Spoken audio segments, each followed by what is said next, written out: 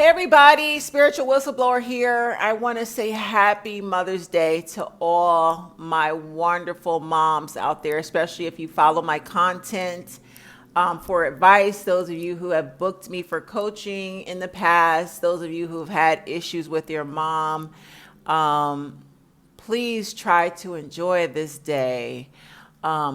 Make it about you. If you have children, celebrate your children. Let your children celebrate you. Stop worrying. Stop worrying about everybody else. It's your day, okay?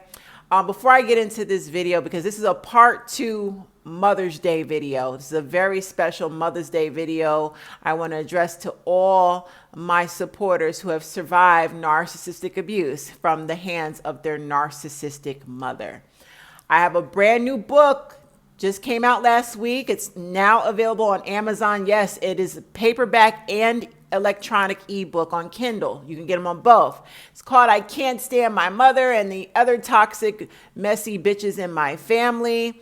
This is all about, listen, if you got a narcissistic mother, sister, grandmother, aunties, female cousins, you name it, and listen, your entire childhood up until now, it has always felt like you're being gossiped about, talked down to, belittled, like there's a secret competition that you're not even aware of. They're always trying to upstage you.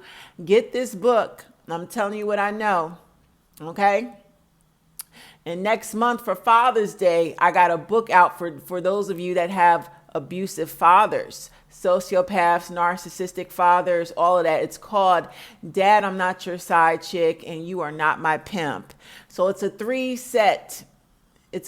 set of 3 books. I'm sorry, a series. Okay. The Black Sheep series. This is number 2. And the 3rd book comes out for Father's Day next month. All right. I Can't Stand My Mother. And I am available for coaching. If you're struggling today, with whether or not you should talk to your mom or call her or get her a gift, I am available for coaching today. I got y'all. Okay. So let's get into this video. This is part 2 of Mother's Day. In my first video I released earlier this week, I was telling you guys about, the stalking and obsession that your mother, your toxic, abusive, narcissistic mother, once you escape and get away from her, I mean, literally move far away, change your number, block all family members, your mother will stalk you obsessively. And I think in my last video last week, I was telling you guys the whole process of me pressing charges against my mother's second husband molested me when I was about 12, 13 years old. She was away. The family told us that she was at some, fat camp, some diet camp for 4 or 5 months when she was really in jail. They didn't want to tell us, what the real story was. And I told you guys that Monday through Friday, my grandmother and father took care of us. And on the weekends, they would send us to go stay with my mother's second husband. Remember, she's gone. She's off to jail or wherever she was. And that's when he took advantage of me on multiple occasions. I was terrified. I didn't say anything. Like most children are terrified. Most children do not come right out and tell on the abuser. It took me years. But prior to me, telling my mother that I was molested, she found out that he had cheated on her with one of her girlfriends. And this woman was all in our house. When we were children, my mother and her second husband would pay this woman to babysit me and my brother and sister.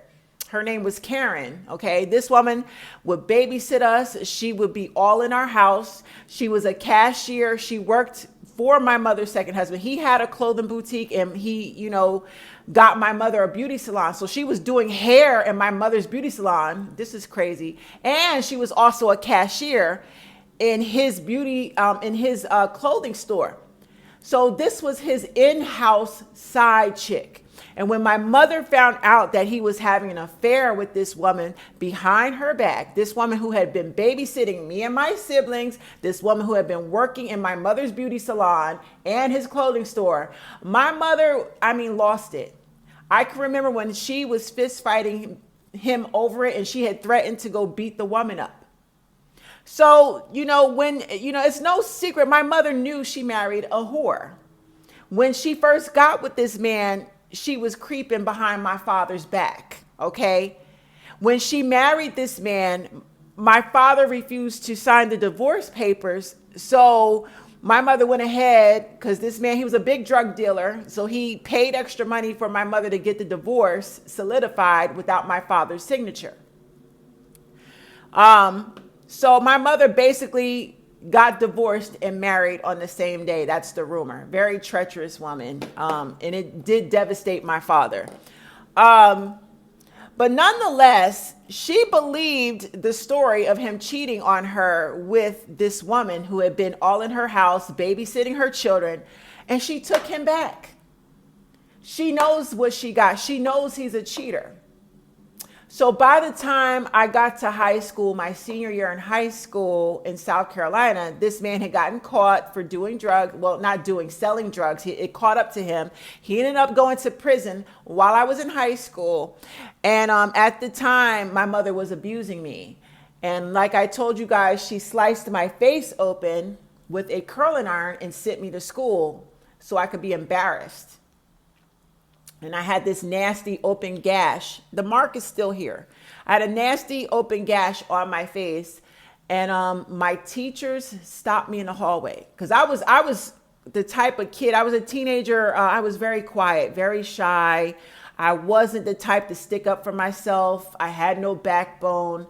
I was a doormat, people pleaser. So I wasn't going to tell on my mother. I was walking down the hallway and my teacher and guidance counselor stopped me. My guidance counselor especially. She's like, "What happened to your face?"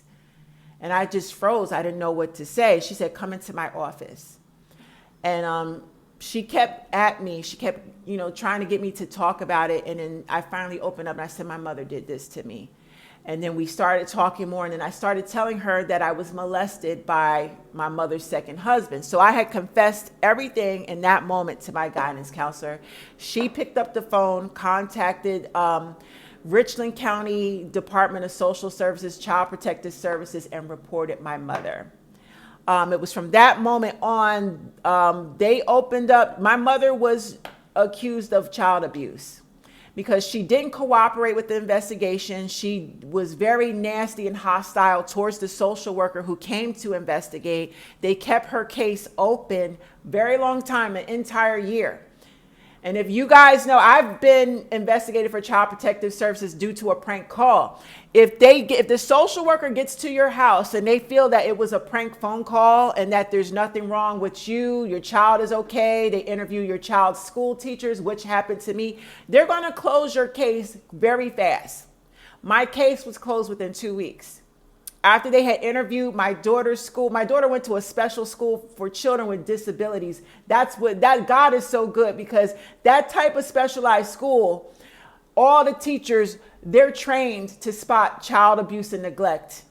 These are disabled children. And see, my mother didn't know that my daughter was a special needs child going to a specialized school, one of the best in Albany, New York. But see, God don't like ugly. So they had interviewed my child. They went to my daughter's school, talked to her teachers, got their opinion. They all said, hands down, wonderful mother. This baby is in here every day. She's a little fat roly-poly. She eats very well. Hair is beautiful. My daughter's hair is down her back. I had it braided really pretty, barrettes every day, well-dressed, well-groomed. Her teachers gave me an immaculate report.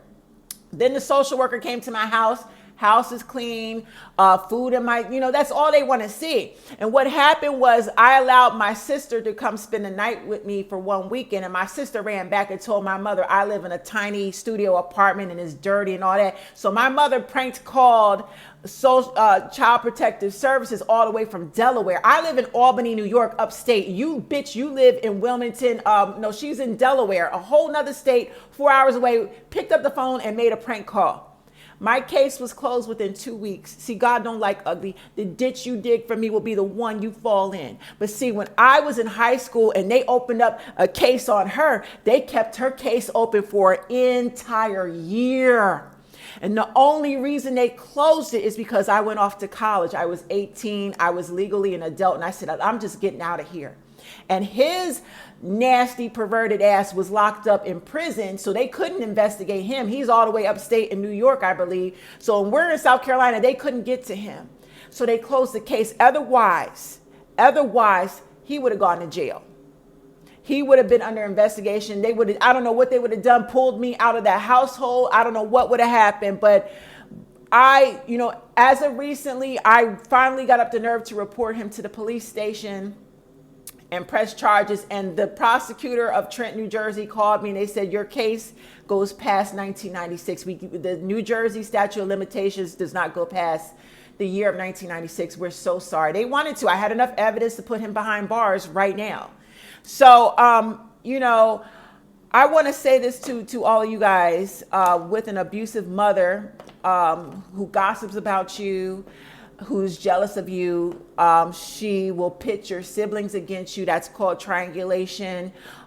She wants to take your money. She's mad that she can't control you or your money. She wants to control your children. And if she can't control your children, she will discard and treat your children like trash. Your children will not get birthday gifts like my daughter. My daughter has not received a gift in over 15 years. And they got my address. They could send my daughter birthday cards, Christmas cards, prom, high school graduation. They missed all of that simply because my mother cannot control me. She punished my daughter for it. That's how petty these narcissistic mothers are.